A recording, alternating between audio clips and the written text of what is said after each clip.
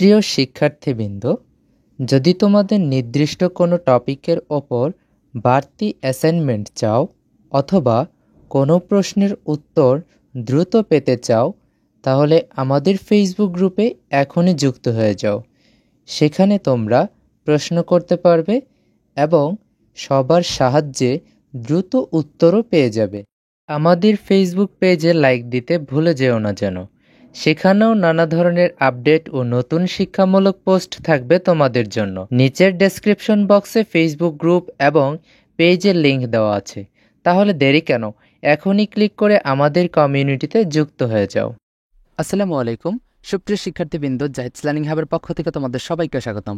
বার্ষিক পরীক্ষা 2024-এ সপ্তম শ্রেণীর জীবন ও জীবিকার অ্যাসাইনমেন্ট নম্বর 3 নম্বর ক্লাসটিতে তোমাদের সবাইকে স্বাগতম জানিয়ে আজকের ক্লাসটি শুরু করতে চাই। তোমাদের এলাকার বা পরিবারের গ্রামের যে কোনো একজন কর্মে সফলতার কাহিনী শুনে নাও, প্রশ্ন করে জেনে নাও তার বিভিন্ন ধাপের পথ চলার গল্প। তার লক্ষ্য কী ছিল, কিভাবে তিনি লক্ষ্যে পৌঁছান, তিনি কী কী বাধার সম্মুখীন হয়েছেন, কিভাবে সেসব বাধা অতিক্রম করেছেন, এখনকার অবস্থান নিয়ে তার অভিব্যক্তি ইত্যাদি জেনে নাও।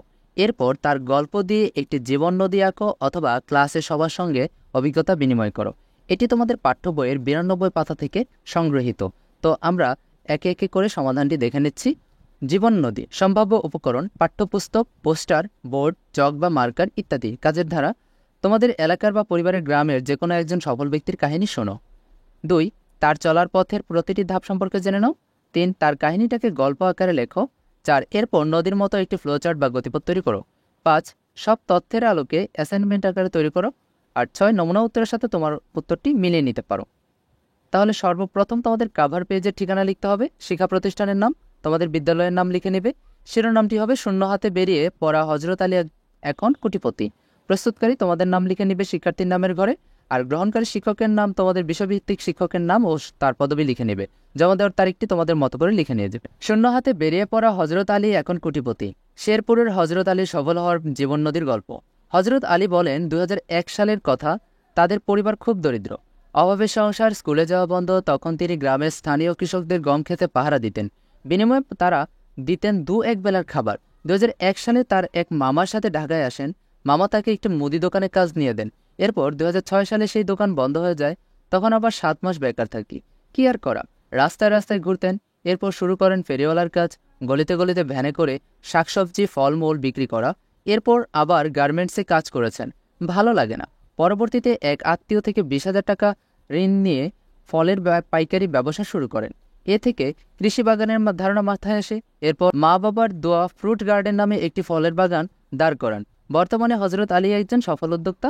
তার রয়েছে প্রায় 800 বিঘা জমির ওপর মিশ্র খামার। একজন সফল কৃষি উদ্যোক্তার পাশাপাশি তার আটা, ময়দা, তেলের ব্যবসা রয়েছে। সেখানেও শতাধিক কর্মী রয়েছেন। আজ হযরত আলী কোটিপতি। এখন একটি প্রবাহ চিত্র তোমরা দেখতে পাচ্ছ, তোমরা চাইলে এভাবেও দিতে পারো। সফল কৃষক হযরত আলীর জীবন নদী: 1, দরিদ্র পরিবারের জন্ম। 2, শুধু ভাতের বিনিময়ে অন্যের জমিতে কাজ করা। 3, ঢাকায় এসে মুদিখানায় চাকরি। 4, 7 মাস বেকার। 5, ভ্যানে সবজি বিক্রি। 6, 20,000 টাকা ধার নিয়ে পাইকারি ব্যবসা শুরু। 7, কৃষি কাজের পরিকল্পনা। 8, জমি লিজ নিয়ে কৃষি শুরু। 9, বর্তমানে প্রায় 800 বিঘা জমিতে বাংলাদেশের সবচেয়ে বড় মিশ্র কৃষি খামার। সুপ্রিয় শিক্ষার্থীবৃন্দ, সম্পূর্ণ ভিডিওটি মনোযোগ সহকারে দেখার জন্য তোমাকে অসংখ্য ধন্যবাদ। পরবর্তী সেশনে খুব শীঘ্রই দেখা হবে। ধন্যবাদ সবাইকে।